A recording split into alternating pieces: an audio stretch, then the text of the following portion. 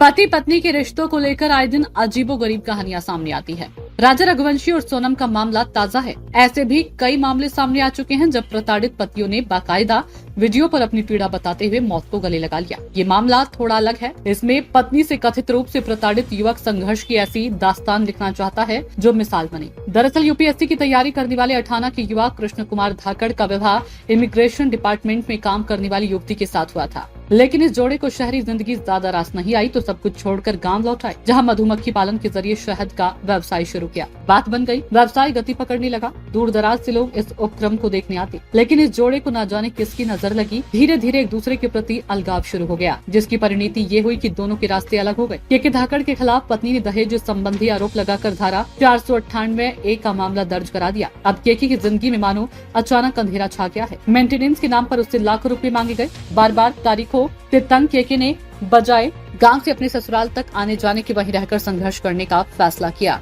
उसने वहीं पर एक टपरी खोली जिसका नाम रखा 498A टी कैफे। इन्हें 490A वाले बाबा भी कहते हैं। वहाँ अलग अलग पोस्टर भी लगाए हैं। कहीं लिखा है आओ चाय पर करे चर्चा, 125 में कितना देना पड़ेगा खर्चा, तो कहीं लिखा जब तक नहीं मिलता न्याय उबलती रहेगी चाय।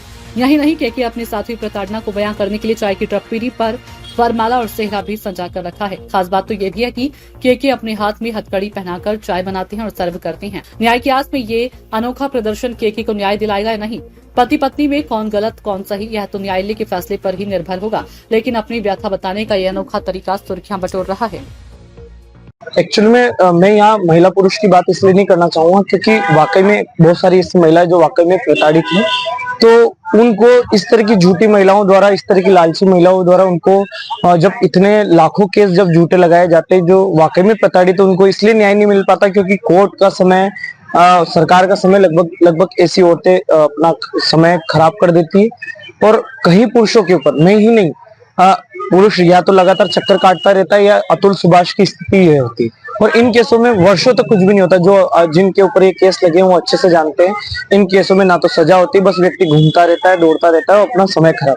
तो इसी को ध्यान में पिछले 3 साल से जो प्रताड़ना में झेल रहा था, मैं और मेरी माँ घर में, मेरे और कोई नहीं है मेरे घर में बताना चाहूंगा सिवाय मेरी माँ और मैं है ना। मेरे फादर की डेथ 2020 में हो चुकी, मेरे भाई बहन तो है नहीं। तो इन सब के बीच में मेरी माँ और हम दोनों इस प्रताड़ना को झेलते झेलते आज ये कंडीशन है कि बड़ा दिनहीन जीवन जी रहे हैं और सामाजिक रूप से इतने पिछड़ गए और आर्थिक रूप से क्योंकि जिस तरह से वो मेरा लाखों का बिजनेस मेरा पूरा लेके गई है, लगभग लास्ट टाइम उसके ऑडिट उसके अकाउंट में लगभग जो ट्रांजेक्शन हुआ 5 करोड़ के समथिंग उसके खाते में ट्रांजेक्शन हुआ था। और आज भी है ना प्रामाणिक लोगों को लगता है ना कि वन साइडेड स्टोरी हो सकती। मैं एक साथ कई चीजों को साधने के लिए आया हूँ कि एक मेरा विरोध इन्हीं के यही करूंगा तो कहीं न कहीं मेरी खबर को मुझे सुना जाएगा। दूसरा, कई बार हम सोचते हैं ना, बहुत सारे जैसे न्यूज चैनल्स हो गए, प्लेटफॉर्म्स होते हैं, उस पर हम देखते हैं यार कि हम तो 1 साइडेड स्टोरी सुन रहे हैं तो हमको 2 साइडेड स्टोरी भी सुनना है। तो मैं भी यही हूँ। मैं मेरे घर से 200 किलोमीटर से अधिक लगभग 230 किलोमीटर दूर है। मैं यही आ गया हूँ ना, मैंने यही आके स्टार्ट किया ताकि मेरा तारीख करने बार मुझे तारीख को भी बुलाती और खुद स्वयं आती नहीं है। तो मैं इसलिए यहाँ रुक गया हूँ कि ताकि मेरे को तारीख करना भी आसान हो।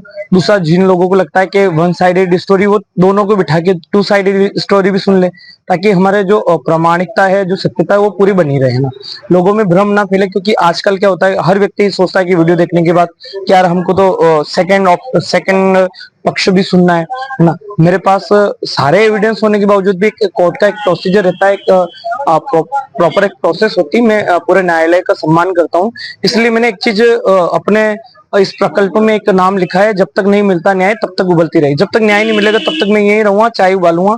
तो इससे मुझे थोड़ा सा ये लग रहा है क्योंकि मैं व्यापार में रहा हूँ, बिजनेस में रहा हूँ, तो काफी समय से जब मैं इन सारी चीजों से टूट गया, बर्बाद हो गया, तो मैं अपने आप में अंदर के पोटेंशियल को, काम करने की जो मेरी क्षमता थी वो बेकार जा रही थी। तो फिर मैंने इसी को इस चाय के रूप में, तो मुझे लग रहा था क्या नाम दिया जाए। तो मैं जिस केस से प्रताड़ित था मुझे प्रेरणा मिली और मैंने इसको 490 कैफे के नाम से इसको स्टार्ट किया। साथ ही मेरे कुछ मित्रों ने मेरी आर्थिक रूप से सहायता करी और मैंने इसको ट्रेडमार्क भी करवा दिया है 490 को।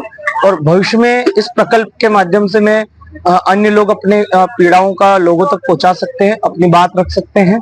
और मैं चाहता हूं कि